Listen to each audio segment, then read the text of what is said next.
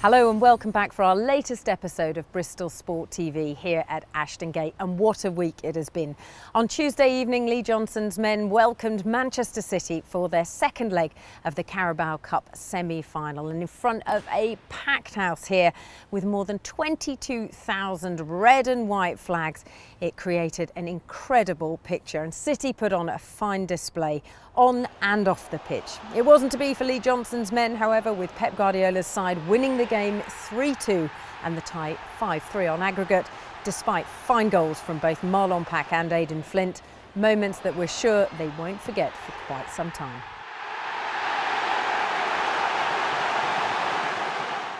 So Man City brought an end to our cup run, but it's certainly given everyone here a taste of what Ashton Gate can aspire to.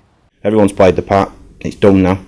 It's firmly done, and we, as I say, we look back on it with pride. But now we've got a massive 3.5 months in front of us to do all we can to make sure we have, nights like last night every other week here at Ashton Gate.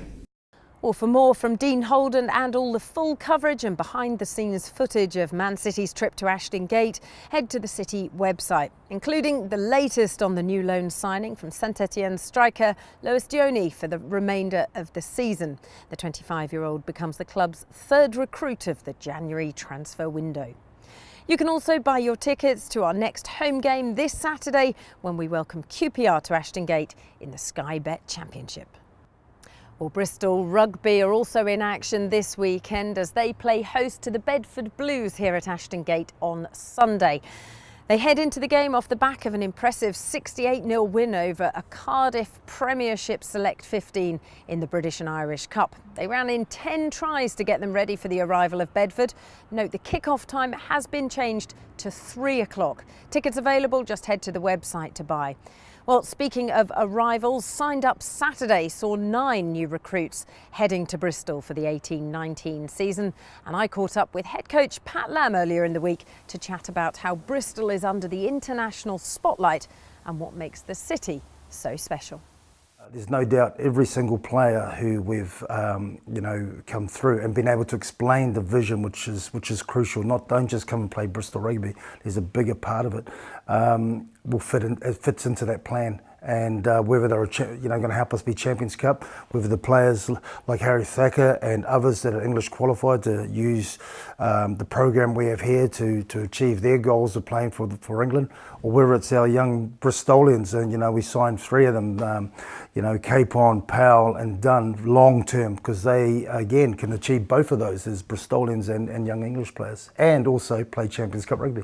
Well, that's just a taster. Keep an eye out on the Bristol Rugby website to catch the full interview with Pat.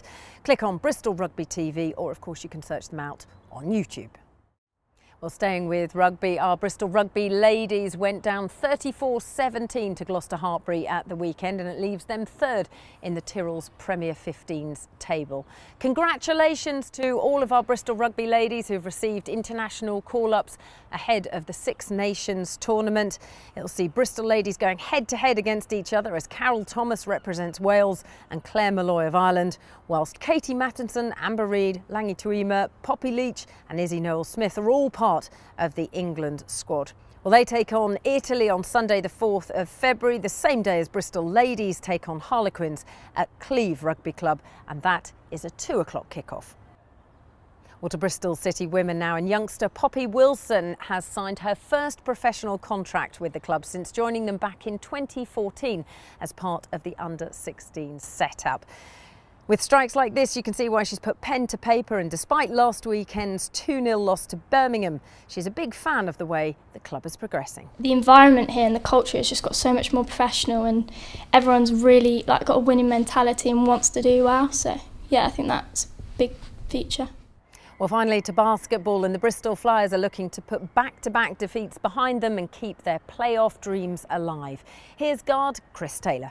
Yeah, I mean, there's a few top teams that are separated from the others, but then there's from 3 to 10 is very, very close.